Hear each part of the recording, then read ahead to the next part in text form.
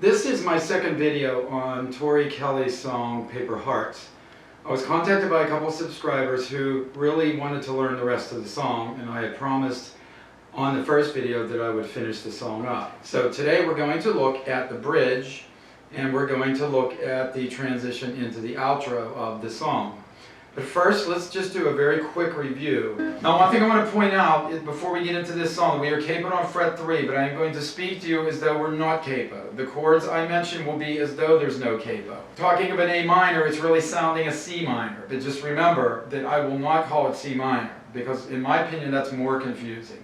I think it's best to call it what it is, an A minor chord. It looks like an A minor. Doesn't sound like one, but it certainly looks like one. So it's better to call them by what you're seeing from the capo up, not the sound that you're hearing.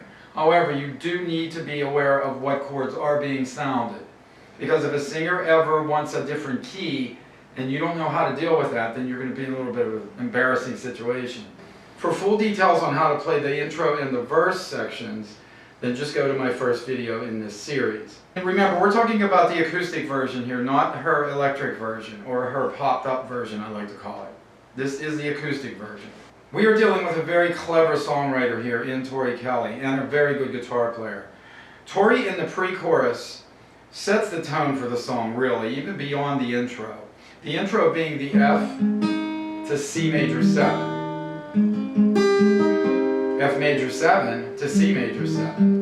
She has kind of jazzed up these chords. Then we get to the pre-chorus, which is really my favorite part of the song.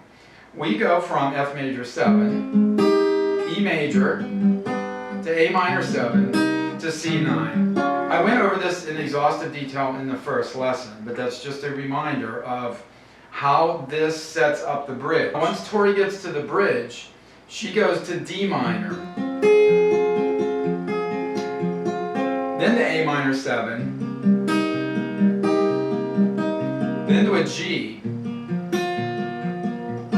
Which is kind of an odd choice of chords until you see what she does with it the second time around. Here is a clip from that part of the song. It'll be a very short clip for copyright reasons. Hoping that you won't forget, I lived through pictures as if I was right there by your side. So the first three chords, D minor, then A minor 7,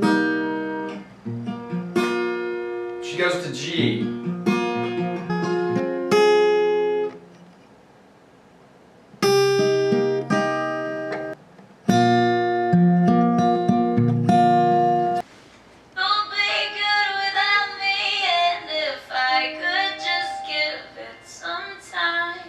so that was the second time, and if you were listening carefully, you would hear Tori elaborating on the D minor.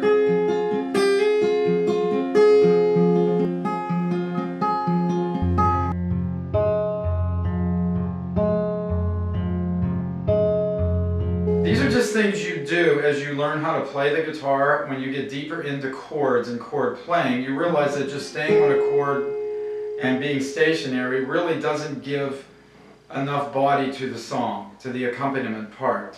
You always have to think like a piano player. A piano player would never just strike a chord and let it sit, at least not for long.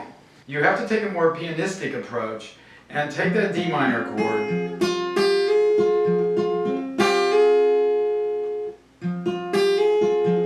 basically, I'm just lifting my index finger and then hammering it down, striking either string 1 by itself or string 1 and string 2.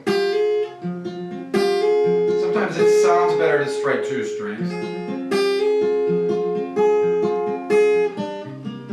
She goes to A minor 7 and then to G.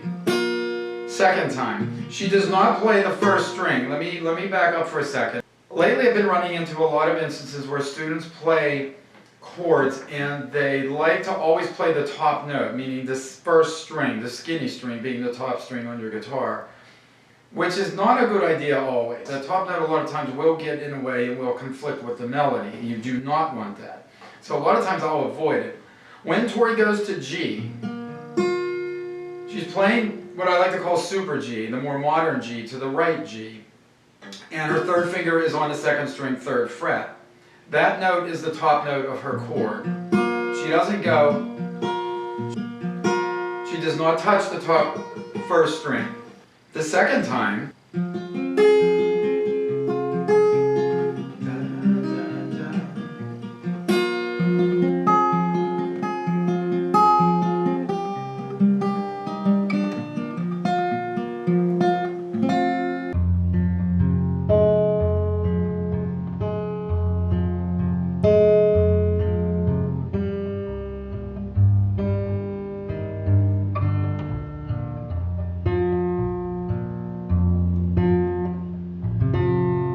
and then Tori is going to go to a D with an F sharp and a bass. Not a surprising move from G. However, in this context it is.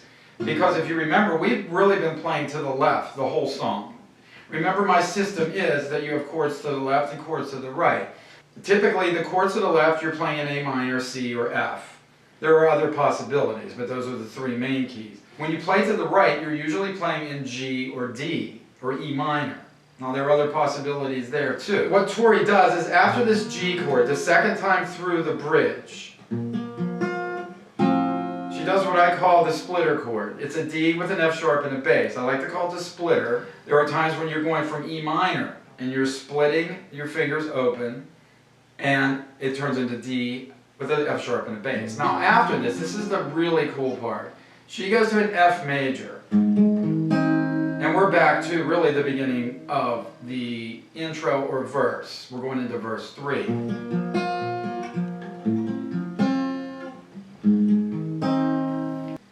Mostly, D with an F sharp and a bass resolves up to G or down to E minor. But that's not what Tori does. Tori goes from D, F sharp, and then goes down chromatically one note to an F major chord.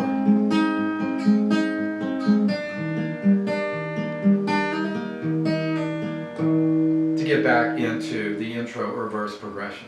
Just a brilliant move on her part and a great piece of songwriting. So here's that clip. You'll be good without me, and if I could just give it some time, I'll be alright. So when she says, I'll be alright, she is back to F. So this D with F sharp and a bass serves as a major transition chord, very major transition chord, transitioning you back to the verse. In music, there are always key points in songs that are changing either keys or changing sections.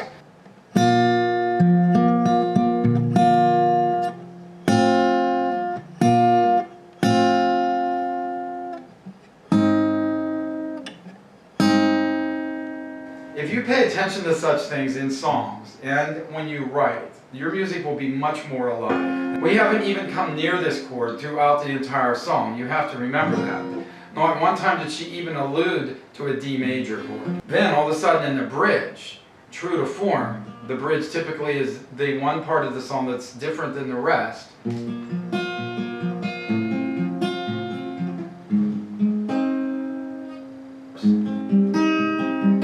There's our F major sound. That's like a release of tension. All the tension is built up in the bridge. There's a release once you get back to F because you're back in the home key of F major. So she plays through that progression, that break progression, that chorus. If you want to call it chorus, call it. I kind of call it both, functioning as a chorus and pre-chorus.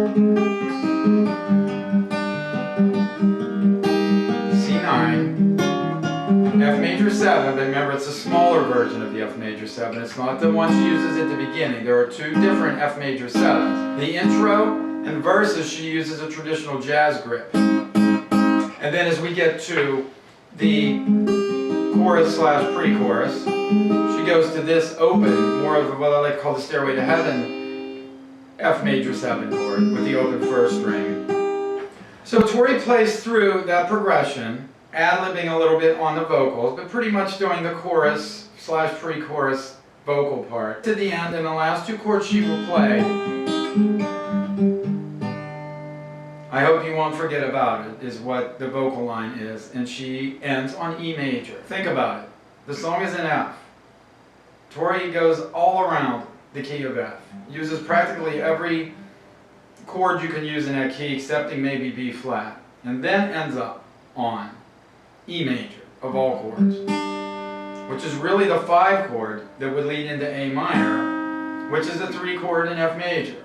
Now, if it sounds confusing, then we need to talk theory. Once again, we review. After the last chorus, we go to the bridge, which is D minor, A minor 7, G. And then we go through it again. D minor, A minor 7, G. Then we go to the transition chord, D, with F sharp in the bass. Then we end up on F major 7, to the beginning of the song. Those are the last 2 sections of this really great song. Just remember, refer to video 1 for the intro. The introduction, very important in terms of the technique that goes along with this song. If you want more tutorials on Tori's music or other artists' music that do acoustic playing, let me know and I will surely get to them.